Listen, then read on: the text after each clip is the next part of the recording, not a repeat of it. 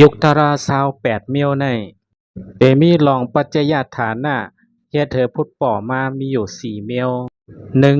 ยุคหวังเมียวพุทธป่อมาก็เปอกามสองยุคตราหวังเมียวพุทธป่อมาก็เปอวาเจอสามยุคตราพุทธป่อเป็นมาก็เปอวาอุตุสี่ยุคตราพุทธป่อเป็นมาก็เปออาหาระเมื่อได้เตลานลอง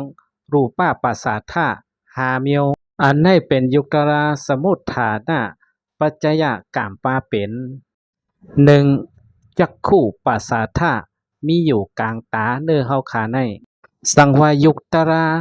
อันเป็นสีตะกาสีมาตุ้มเตอร์หล่อในจึงจังพุทธปอเป็นมาวิเงียนตั้งตาขาออกสองซอตาปัสสาทะยุคตราอันมีอยู่กลางหูเฮาขาในเนื้อหูเฮาขาในสังว่ามีเสียงเมียวเหลอเมียวหนึ่งมาตุ้มต่อใส่ยุคในจึงจังพุทธป่อเป็นมาเป็นวิเงียนต่างหูขาออกสามขาหน้าปราสาทะยุคอันมีไว้อยู่ในคูหนังเฮาขาในสังว่าอายเมียวเหลอเมียวหนึ่งมาตุ้มเตอร์ใส่ในจึงจังพุทธป่อเป็นมาวิเงียนตั้งคูหนังขาออกสี่ชิวหาปราสาทะเป็นยุคตรามีอยู่ตีกลางลิ้นนั่นสังว่ามีอายาสะยุคตราตั้งนอกมาตุ้มเตอร์ใส่ในจึงจังพุทธป่อเป็นมาโตหูเปิ้นห้องว่าวิเงียนตั้งลิ้นขาออกหากายาปราสาทายุคตรามีอยู่เจจอดจอมโตจอมคิงเฮาคาในสังว่ายุคตราตั้งนอกอันเป็นธาตุลิ้นธาตุลมธาตุไฟมาตุ้มเตอร์ใส่ในจึงจังพุทธป่อเป็นมาวิเงียนตั้งโตในขาออกดีโตขาออกผู้เลยก็เลยเหตุการณ์สติปัฏฐานสี่ปามีสติมาต้องอยู่เมื่อพองจุกเมื่อพองไปเมื่อพองกินเมื่อพองนอนเมื่อพองเฮ็ดกิจจาอสังวานั้นสังว่าหางผางตั้งนอกอันเป็นสีนั่นมาตุ้มเตอใส่ยุคตราตั้งในตาในจึงมาตองไหลอยู่ขาออกเมื่อพองมันตุ้มเตอเจอหู้พุทธป่อเป็นมาเจอหู้ว่าเป็นหางผางอันนั้นเป็นนามตยาสติมาตองไหลอยู่ขาออก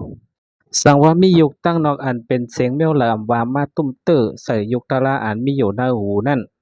อันในสติมาตองไหลขาออกเป็นยุคตราโตหับหู้อันเป็นเสียงได้ยินเสียงนั่นเป็นนามตยาสติก็มาตองไหลอยู่ขาออกสังว่าอายหอมอายตู่อายเนาเมียวแล้วเมียวหนึ่งว่ามาตุ้มเตอใส่ยุคตยาในโคหนังในจึงอันในสติมาตองไหลอยู่ขาออกเป็นยุคตยาค่ะปุนตาเจอหู้ว่าอายแอสังว่านั้นเป็นนามตยาสติมาตองไหลอยู่ขาออกเมื่อพ่อคากินน้ำกินอาหาระมีอายาสะตุ้มเตอยุคตีกลางลิ้นในจึงอันในสติมาตองไหลอยู่ขาออกเป็นยุคตยาปุนตาเจอหู้ว่าเป็นอายาสะจื้อหืออันนั้นเป็นนามตยาสติก็มาตองไหลอยู่ขาออกปุนตายุคตั้งนอกอันเป็นกัดไม่อันเป็นอ่อนแก่นแข็งอันเป็นต้องหนึ่งสันคอนมาตุ้มเจอใส่ยุคตีโตเฮาคาในอันเป็นกายาปราสาทานั่นอันในก็สติมาตองจอมไหลอยู่ขาออกก็เปื่อมันเป็นยุคตยาปุนตาโตหู้ว่าอันในไม่อันในกัดอันในแก่นอันในแข็งอันในอันในอ่อนอันนั้นเป็นนามตยาเป็นใจขาออกสติก็มาตองไหลอยู่ขาออกก็อย่าไปลงไปเลื่อมกันขาออกเมื่อพ่อเฮาขาจุกเมื่อพ่อเฮาขาไปเมื่อพ่อเฮาขากินเมื่อพ่อเฮาขานอนสังว่ายุคตยาหนามตยาเมียวแล้วเมียวหนึ่งพุทธป่อเป็นมาไหนจึงสติมาตองไหลอยู่กูตาเสกูเข้ายามขาออ